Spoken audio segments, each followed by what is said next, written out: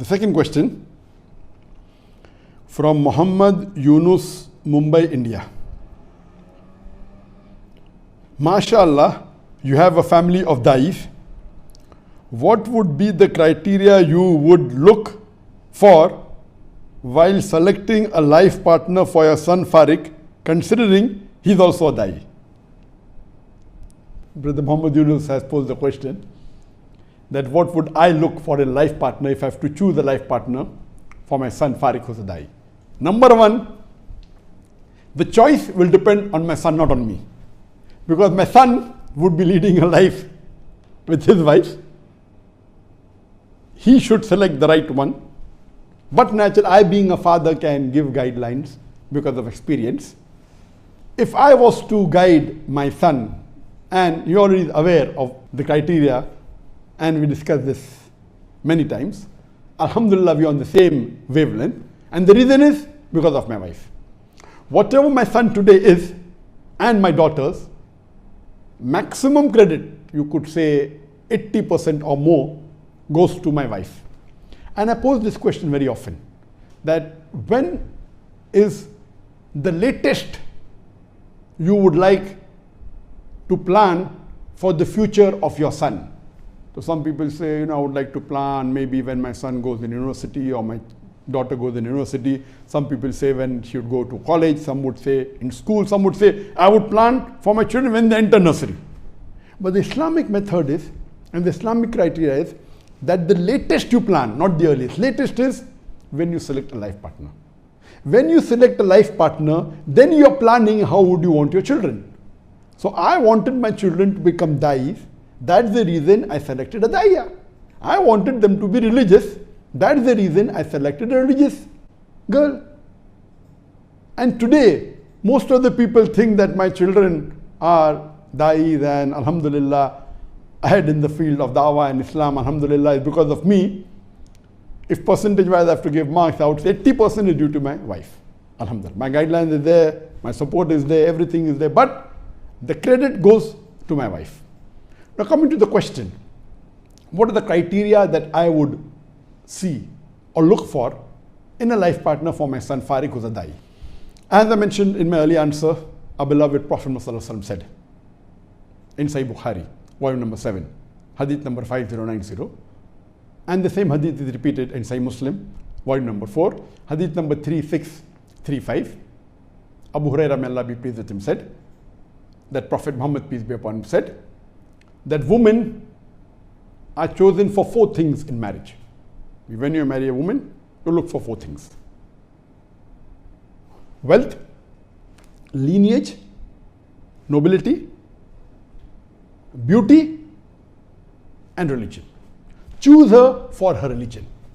So the Prophet said, though people look for 4 things in a life partner while choosing a woman for marriage: wealth, lineage, beauty, and religion. Choose her for her religion. The best is religion. And as I mentioned earlier, that I would tell my son that while choosing a life partner, see to it that you give 95% weightage to religion. The other 3 are time bound, mainly for worldly things. Religion, Deen, is for the Akhirah and for this world. And Allah subhanahu wa ta'ala says in the Quran that if you seek for this world, Allah will give you this world, but not the Akhirah. If you seek for Akhirah, Allah will give you Akhirah and this world. As far as the wealth is concerned, I would not like my son to use the wealth of his wife for the living. He should be a man, he should look after himself. He is a qawwam. So what difference does it make whether the girl is rich or poor? So as far as the wealth is concerned, there is no weightage at all. Only thing you should be careful that poorer she is, the better it is. The richer she is, it is difficult. But if she is extremely rich, then you have to be careful. If she is extremely rich and used to that luxury of life, she may be a billionaire's daughter, then I would say be careful. Unless her deen is 100 out of 100, then maybe she would not care for the wealth that she has. But otherwise, if she's too wealthy, you have to be careful. You may not be able to take care of her. So poorer the better. So the weightage for the wealth is 0, but only be careful that she's not extremely rich. If she's poor, the better. If she's normal, also no problem. Rich, also no problem, but not too rich or excessively rich. Point number 2, the lineage or the family. I would say that makes no difference. But if she's coming from a very religious family, it may carry a very small, maybe 0.5% weightage according to me. If it is good, but whether it is or not, the deen is more important. Some people from the very good family may not be good. We have the examples of children of the Ambiyas, of messengers, who were mushriks. You have examples of children of mushriks who became messengers. So you have both these examples. So lineage is important, but not that much. I would hardly give any weightage to that. Maybe 0.5%. As far as beauty, she should not be repulsive, but natural. My son should like her. And beauty differs. It's in the eye of the beholder. And everything is in the mind. So I would say, okay, you can give about maybe 3 or 4% marks for beauty. 95% minimum should be for deen. This is what I would guide him, and this is what I believe, even he believes in this. Regarding the criteria and the requirement, but natural, the basic requirements that a Muslimah should be. In the criteria, I would have 8 criteria which are compulsory. Number 1, she should be a practicing Muslimah following Islam as per the glorious Quran and the Sahih Hadith. And she should do all the fara'is. I repeat, the first criteria and the most important is she should be a practicing Muslimah who follows Islam as per the teachings of the glorious Quran and the Sahih Hadith, and she should do all the fara'id. All the fara'id means all. She should have tawheed, she should have taqwa, she should pray 5 times a day, she should give zakat if she has to give, she should fast in the month of Ramadan, if she has to do hajj, she should do it. Hijab and all these can speak for hours together. Number 2, she should abstain from all the haram activities, all the major sins, all the minor sins, as much as possible, but natural. If it's 1 or 2 minor sins, no human being can say that he does not sin at all. But abstain from all the major sins, abstain from all the sins if possible, almost all. Number 3, she should be virtuous and do as much as mustahab, as much as sunnah of the beloved Prophet Muhammad. Third is a virtuous girl who follows as much as sunnah of the Prophet, does as much as mustahab, what is recommended in the Quran and Sahih Hadith. That is, her taqwa level should be high, believe in tawheed. Besides the 5 times salah, she should offer the tahajjud salah, she should pray the sunnat-e-muakkada, the sunnat-e-ghair-muakkada, she should give charity besides the farz zakat, besides fasting in the month of Ramadan, she should fast the day of Arafah, fast the first 9 days of Zil-Hijjah, the 3 days of Muharram, 9, 10, 11. She should keep the 6th fast of Shawwal. She should fast 3 days, the Ayyamul Bid, every month. She should fast on Monday and Thursday, and so on and so forth. As much as of the mustahab as possible, as much as virtuous as possible. And this you can speak for us together on the 3rd point alone. The 4th point is she should have the passion for dawah and spreading the message of Islam amongst the Muslims and non-Muslims. Passion for dawah and spreading the Islamic teachings. 4th point. 5th point, she should encourage and support her husband, that is my son, for doing dawah completely. That means she should support in all the dawah activities of my son. She should completely support and encourage and help him in all his dawah activities. Number 6, she should be willing to lead a simple life, which is non-luxurious.